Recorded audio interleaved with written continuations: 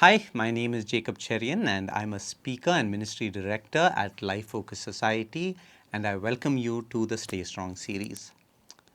One of the things that I've been thinking about in these past few months is this idea of healing, God healing.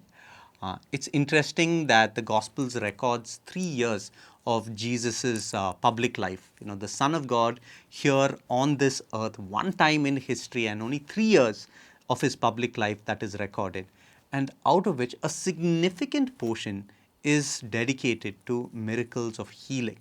That Christ going around Galilee healing people. And so that's a very interesting thing. There are 37 distinct miracles that are recorded in the Gospels. There are miracles of healing physical illness, miracles over nature, exorcism, raising from the dead. And so there are 37 distinct healing miracles that are recorded in the Gospels. And I guess one of the reasons why this is so significant is that right in the Genesis account, we see that the world is broken. Sometimes we reduce sin to mere bad things that people are doing. But sin is also a sign of brokenness, that the world is broken, that the world that we are born into is broken, that we are broken from within.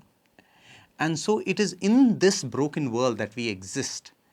And a primary function of God, the primary act of the cross becomes to heal that brokenness.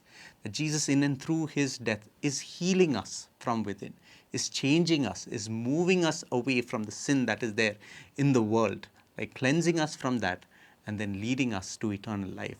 And so healing becomes a very important paradigm for us to understand that we are called here, just like who we are following, the Master, the disciples that we are to Christ, is something that we need to embody within ourselves.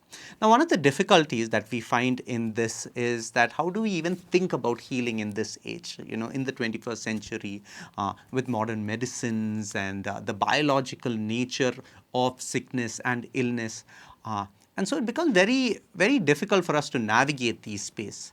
On one end, we could go very hyper, over spiritualize that, it's a completely move away from the biological side of things, from doctors and medicines and things like that, to making everything very spiritual, connected to God. Another aspect is to cut that dimension off completely and look merely into the things that are there in the world in order to heal us.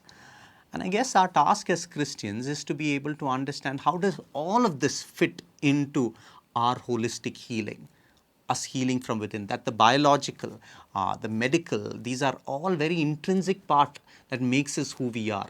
It's all spiritual. It's all connected to God. And so we have a task of integrating these different aspects.